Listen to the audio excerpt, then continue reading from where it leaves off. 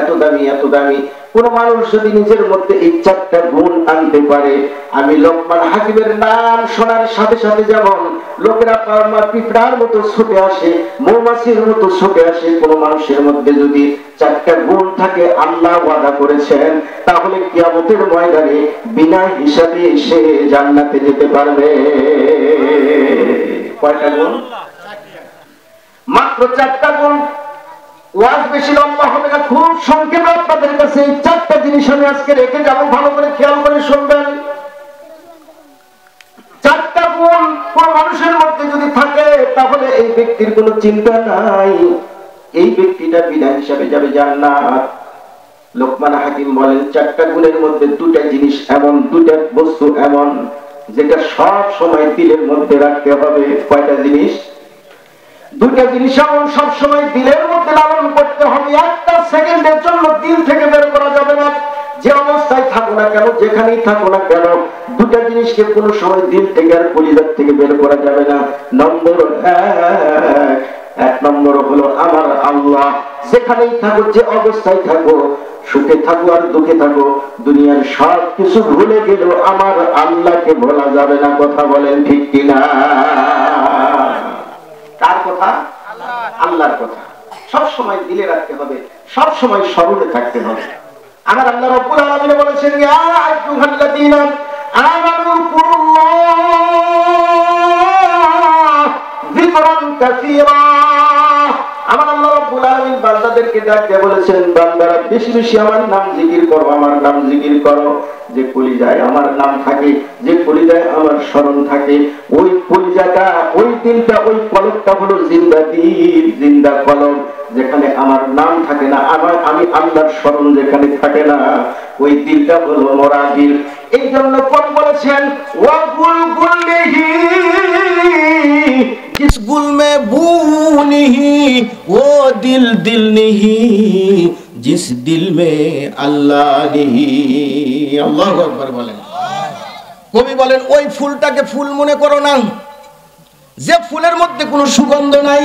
কাগজের ফুল যতই সুন্দর হোক না কেন, এটাও বাস্তব কিন্তু ফুল নয়। যে ফুলের মধ্যে কোনো সুগন্ধ থাকে না, মানুষ ওই ফুলকে ভালোবাসে না।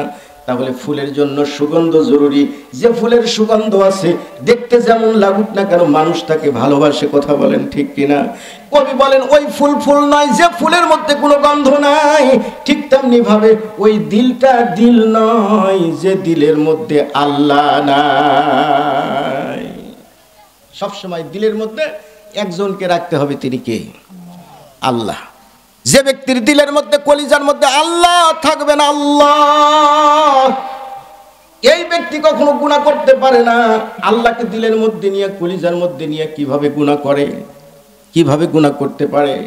এই জন্য সবসময় আল্লাহর জিকির, আল্লাহর স্মরণ দিলের মধ্যে রাখতে হবে। দিলের মধ্যে, কলিজার মধ্যে যদি আল্লাহ থাকে, আল্লাহ থাকে, তাহলে ওই দিলটার প্রমোশন হইয়া দিলটার নাম হয়ে যায় নফসে মুতমাইন্না। সংক্ষেপে খেয়াল করে শুনেন, আমাদের মধ্যে যে দিল বা কলব আছে, নফস, এই নফসের হলো 3টা অবস্থা। কয়টা অবস্থা বলেন তো? আমার কথা বুঝতেছেন তো? না বোঝার কিছু নেই, আমি বগুড়ার শুনি। তো যা হোক, যে মানুষের মধ্যে যে নফসটা দেওয়া হয়েছে, এই নফসের হালত হলো 3টা। একটা হলো নফসে আম্মারা। নফসে আম্মারার কাজই হলো মানুষকে গুনাহের দিকে নিয়ে যাওয়া। কিন্তু এই নফসে আম্মারার বিরুদ্ধাচরণ করে যখন আপনি নেকির কাজ করবেন, সওয়াবের কাজ করবেন, আত্মাকে শুদ্ধ করবেন, তখন প্রথম প্রমোশন হয় দ্বিতীয় স্তর। এই দ্বিতীয় স্তরের নামটা হলো নফসে লাওয়ামা। নফসে লাওয়ামা মানে অপরাধ করেছেন, কেউ আপনাকে গালি দেয়নি। অপরাধ যখন করেছেন, করে আসার পর নিজে আপনার দিলটাই আপনাকে গালি দেয়, আহারে তোমার এই কাজটা করা ঠিক হয়নি, মনে অস্থির, না এই কাজটা করা আমার ঠিক হয়নি। এমন যদি হয়, মন্দ কাজ করার পর যদি এমন হয়, তাহলে মনে করবেন যে আপনার নফসের একটা প্রমোশন হয়েছে। নফসটার নাম হচ্ছে নফসে লাওয়ামা। নফসের সর্বোচ্চ স্তরের নাম হলো নফসে মুতমাইন্না। এই নফসে মুতমাইন্না, নফসের ওপর যখন আপনি মেহনত করবেন বাজান, মেহনতের ওপর আপনার নফসের অবস্থান নির্ভর করবে। অধিক মেহনতের ফলে নফসটার দ্বিতীয়বারের প্রমোশন যখন হবে, ওই নফসটার নাম হবে তখন নফসে মুতমাইন্না। নফসে মুতমাইন্না কাদেরকে বলা হয়? কাদের নফসকে মুতমাইন্না বলা হয়? বলে যাদের দিলে, যাদের নফসে সব সময় আল্লাহ বিরাজ করে, সব সময় আল্লাহ থাকে, ওই নফসগুলোকে নফসে মুতমাইন্না বলা হয়। লোকমান হাকিম বলেন, দুটা জিনিস কোনো সময় দিল থেকে বের করা যাবে না, সব সময় দুটা জিনিস দিলের মধ্যে রাখতে হবে। এক নম্বর হলো কি বললাম যেন? আল্লাহর জিকির, আল্লাহর স্মরণ সব সময় দিলের মধ্যে রাখতে হবে। এটা হলো এক নম্বর, যেটা হলো সব সময় আমার দিলের মধ্যে রাখতে হবে, একটা সেকেন্ডও দিল থেকে বের করা যাবে না। নম্বর দুই নম্বর হলো মৃত্যুর স্মরণ। যেখানেই থাকেন, যে অবস্থায় থাকেন, সব কিছু ভুলে গেলে একটা জিনিস ভোলা যাবে না, সেটার নাম হলো কি? মৃত্যু। সেটার নাম কি? সাইড থেকে কথা বললে কথা বলা যাবে না, আলোচনা করা যাবে না। তাহলে দ্বিতীয় নম্বর জিনিস হলো মৃত্যু। মৃত্যুটা এমন একটা জিনিস, আপনার দিলের মধ্যে যদি হাজির থাকে, দিলের মধ্যে যদি আপনার মৃত্যুর স্মরণটা থাকে, যে মৃত্যুকে ভুলে যায় এই ব্যক্তিটা আরেকজনকে মারতে চায়।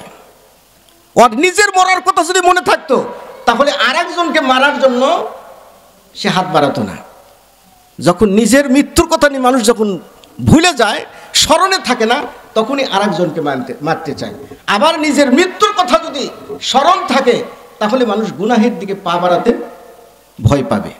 যার কারণে হযরতে আবু বকর সিদ্দিক রাদিয়াল্লাহু আনহু, নাম শোনেন? উম্মতে মুহাম্মাদিয়ার শ্রেষ্ঠ সন্তান। শুধু উম্মতে মুহাম্মাদিয়া নয়, উম্মতের মধ্যে যত উম্মত আছে, এক নম্বরের ব্যক্তি হলো, একবারে ফার্স্ট ক্লাসের ব্যক্তি হলো হযরতে আবু বকর সিদ্দিক রাদিয়াল্লাহু আনহু। গভীর রাতে জান্নাতুল বাকিউল গারকাদ, জান্নাতুল বাকির মধ্যে ওখানে যা দাঁড়াইছেন, দাঁড়ানোর পর হু হু করে কান্না শুরু করে দিয়েছেন। কান্না যখন শুরু করেছে, আশেপাশে সাহাবায়ে কেরামের ঘুম ভেঙে গেছে। সাহাবায়ে কেরাম হযরতে আবু বকর সিদ্দিকের কান্না শুনে সবাই সে জড়ো হয়ে গেছে। ওই সময় তিনি গভর্নর, মুসলিম জাহানের তিনি প্রেসিডেন্ট, লোকেরা জিজ্ঞাসা করতেছে, ভাই খবর কি? আবু বকর আমিরুল মুমিনিন, আপনি কাঁদেন কেন? হযরত আবু বকর সিদ্দিক রাদিয়াল্লাহু আনহু ডাক দিয়ে বলে, ভাই এজন্য কাঁদি, এই কবরওয়ালার দিকে লক্ষ্য করে আমি কাঁদতেছি। আহারে, আল্লাহর নবীর মসজিদে একই সঙ্গে একই কাতারে নামাজ পড়েছি, কিন্তু ওই মানুষগুলো আজকে দুনিয়াতে নাই, তারা দুনিয়ার থেকে চলে গেছে। আমি যখন তাদের কবর জিয়ারত করার জন্য এখানে দাঁড়াই, আমার নাকের মধ্যে এমন একটা খুশবু আসে, আমি আবু বকর বুঝতে পারি আল্লাহ তাদের উপর সন্তুষ্ট হয়ে গেছে। আল্লাহ তাদের কবরে তাদেরকে জান্নাতের নিয়ামত দ্বারা মেহমানদারি করায়। বলে, আপনি কাঁদেন কেন? বলে, আমার বড় ভয় কবরকে নিয়ে, কবরে না জানি আমার কি হয়, আমার ভাইরা তো পার হয়ে গেছে, কিন্তু যে কবর, আল্লাহর হাবিব তার নিজের মেয়েকে বলছে, ফাতেমা তুমি নিজেকে বাঁচানোর চিন্তা করো, ওটা এমন একটা কঠিন দিন, আমি বাবা হওয়ার পরেও তোমার কিছু করতে পারবো না, এমন এক কঠিন মুহূর্ত। আনকিজি নফসাকি ইয়া ফাতেমা, নিজের নফসকে বাঁচাইতে পারো এমন নেক আমলগুলো নিয়ে তুমি কবরে যাইবা, কারণ কবরে যাবার পর কোনো পরিচয় দিয়া কবরের ফেরেশতারা তোমাকে কিন্তু দেখবে না, ফেরেশতারা দেখবে তোমার আমল কতটুকু হয়েছে।